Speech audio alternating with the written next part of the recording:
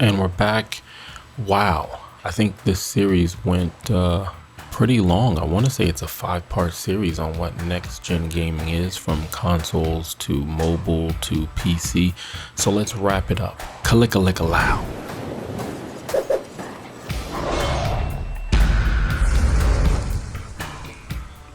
Man, thank you for being so patient and going through with me as I'm stumbling through this.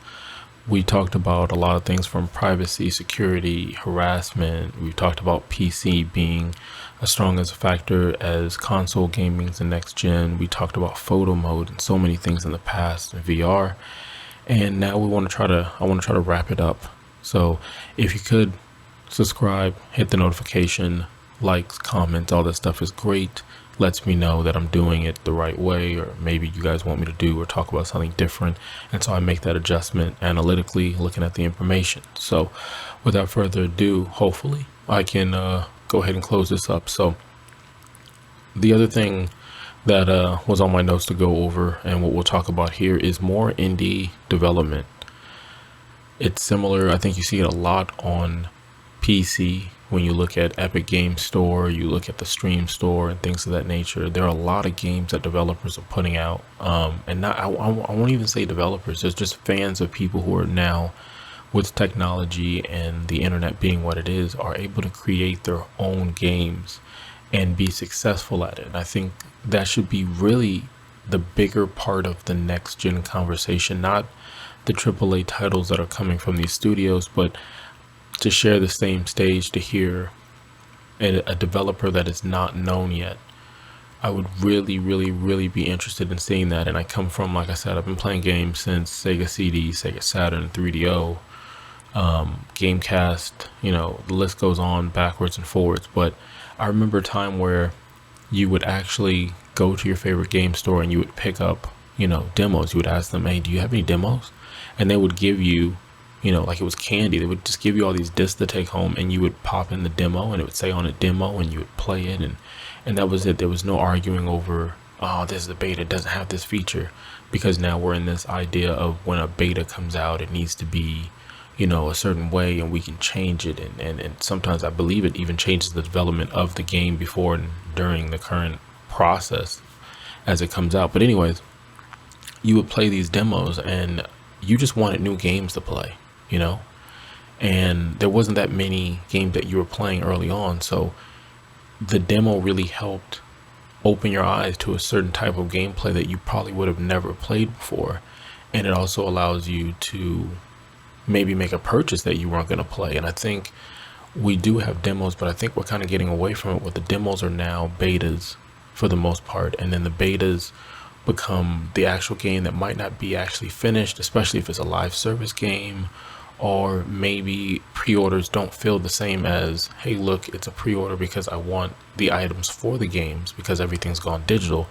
That now the pre-order is more or less kind of, I don't want to say it's a kickstart to change the budget of the company that's developing the game, but nonetheless, I think to have a strong presence with indie games would be awesome. I think you're seeing that more with the next gen now, but if we could just turn that up a notch, I would love to be playing games that I never knew existed.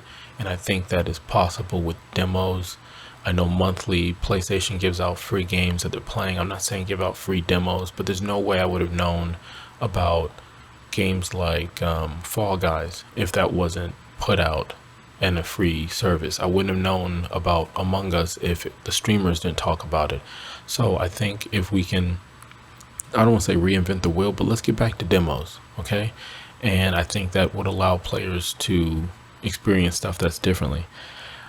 The PC mobile conversation that Microsoft is doing with their ecosystem, like I said, I don't think PlayStation's coming out with something handheld. Maybe they are. I don't see anything right now on the horizon, but it does open up the question of the second screen. And PlayStation has been using the second screen, and basically the second screen being another device, whether it's a pad, iPad, or tablet. It can even be a mobile device, and you're able to play video games on and use the system in correlation with your mobile phone. So let's say you're playing Madden, you can look down at your screen and you're able to look at plays or information as you're making the drive and going down the field. That's what I'm looking for in next gen. I mean, the most that we really got out of the second screen experience was it allowed us to play while our system was at home. Some of these games we could log in and actually play. And those are cool to use their mobile device as a controller, but to really to be able to use it as a map. Like, let's say I was able to use it as a map as I'm playing. I know the PlayStation 5 allows you to kind of do that on the UI and the screen, but to continue the conversation where it's an ecosystem, I think having that second screen for mobile would be interesting. Kids, like I said, I've got kids, and maybe you have kids too. Maybe you don't. Maybe you have a niece or nephew or someone who's going through the new educational plan that we're doing now, which a lot of it is sitting in front of a screen and learning and Zoom calls and things of that nature. I think it would be a perfect time for next gen to also pick up education, and I don't mean necessarily from the school.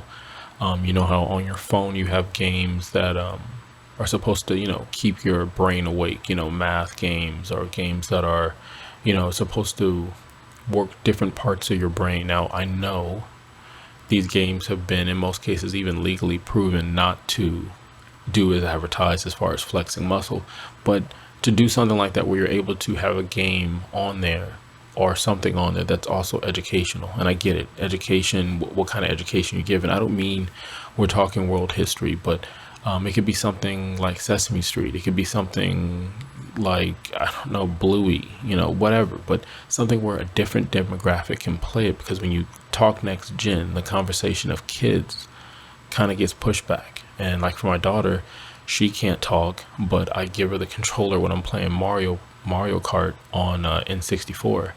And she doesn't know what she's doing. She's driving into the wall. She's happy that she's experiencing something. So, like I said, I just think we're missing on that. Every time we talk next gen, we kind of lose the conversation of kids playing and the opportunities of even teaching kids something and keeping them stimulated, whether it's a school thing or it's not. The other thing I have is that regardless of next gen, the whole console war thing, we're all winning. At the end of the day, we all are in a situation where we get to play more games and experience these games and just be immersed in what technology is going for. I mean, I'm hoping I don't get some crazy arthritis thing and I could continue to play games, because it's amazing what games are looking like and what they're doing and the emotion that they can convey from someone, similar to a movie or an amazing novel that you're reading. So I think we're in a good spot for gaming. I think if we just have the conversation for gaming for things that aren't necessarily just video games, we'll be fine. So with that, I'm going to go ahead and wrap up this series.